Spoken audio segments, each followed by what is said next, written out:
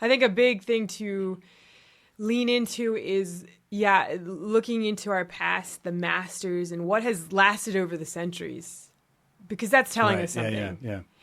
Where our culture today is really, there's a lot of pop music, pop.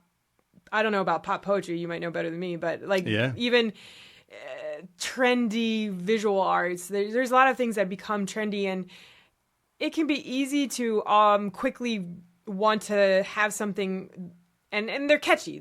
Like the pop music is very catchy, but most of that is not going to last for centuries. Yeah. Most of that is going to fade rather quickly.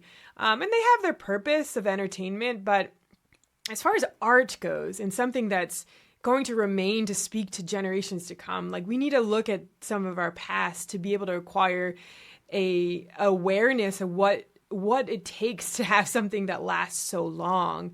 Why do they last so long? What strikes people's hearts for years and years?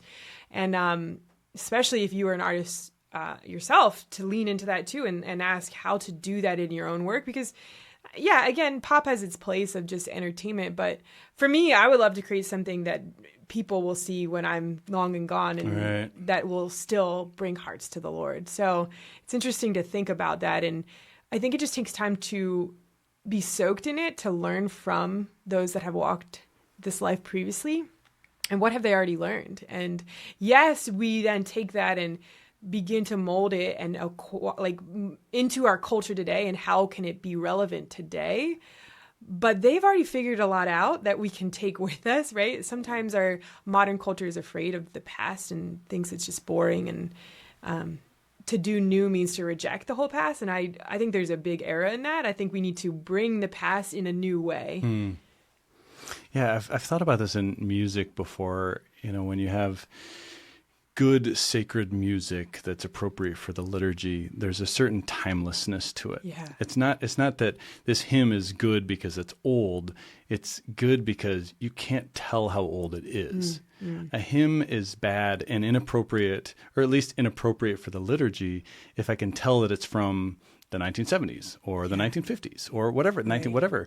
If I can tell when it's from, it's like, I shouldn't be thinking of the 1960s right now. I should be just thinking of, so when you have a hymn that's like, that could have been written 100 years ago, 500 years ago. I have no idea. And it doesn't matter. There's a timelessness to it. And I think that's a similar thing to, visual arts. Like if I can tell when there's like, oh yeah, that was the fad back in, that time. Right. Especially when we're doing something that is supposed to be in liturgy, the sacred aspect. We need that timelessness to be present. Yeah. Because we're supposed to recognize that we're made for the eternal.